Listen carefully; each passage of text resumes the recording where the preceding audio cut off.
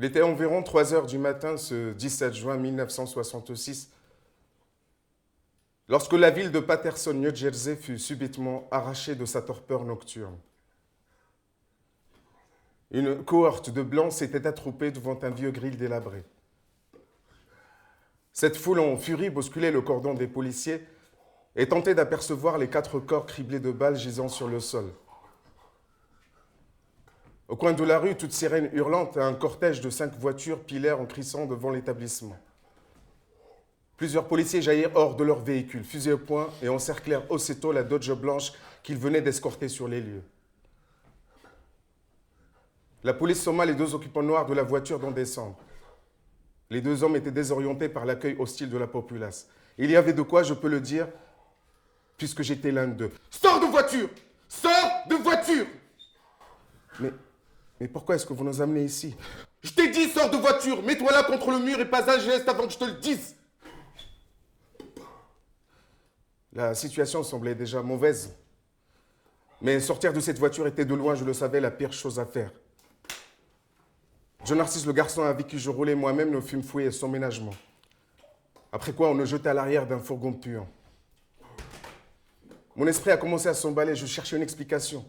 Tout allait trop vite. Je m'interrogeais encore sur l'étendue de mes ennuis quand soudain la voiture marqua un nouvel arrêt devant l'hôpital Saint-Joseph de Paterson. Nous avons été propulsés vers les urgences.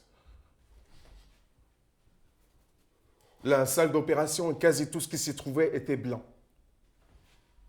Autour de nous, les flics se pressaient. Dans le lot, pas un noir. Une équipe de médecins et d'infirmières s'employait à sauver la vie d'un homme blanc d'âge moyen. Il avait reçu une balle dans la tête. Et en sortant, celle-ci avait déchiqueté son œil gauche. « Il peut parler, Doc ?» ?»« Oui, il peut parler, mais pas pour longtemps. »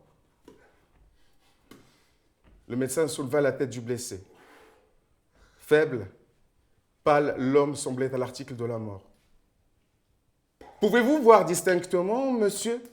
La question était grotesque. « Discernez-vous les visages de ces 2 hommes, monsieur? Ces 2 hommes sont-ils ceux qui vous ont tiré dessus, monsieur ?»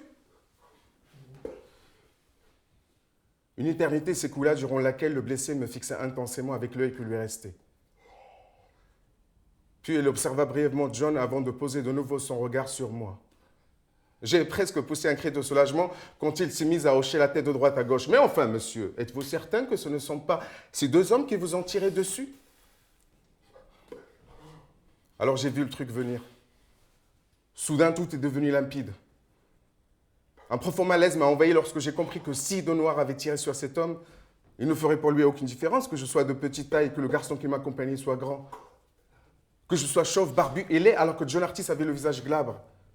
Que je sois aussi noir que la suie, lui aussi doré que le soleil, car pour cet homme très grièvement blessé et prêt à basculer dans la mort, tout le noir se ressemblait.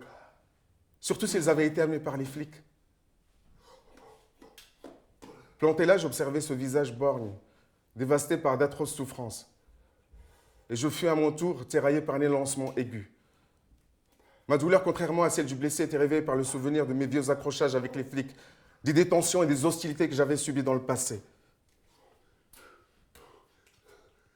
J'ai fermé les yeux. Et de rage, j'ai serré les poings.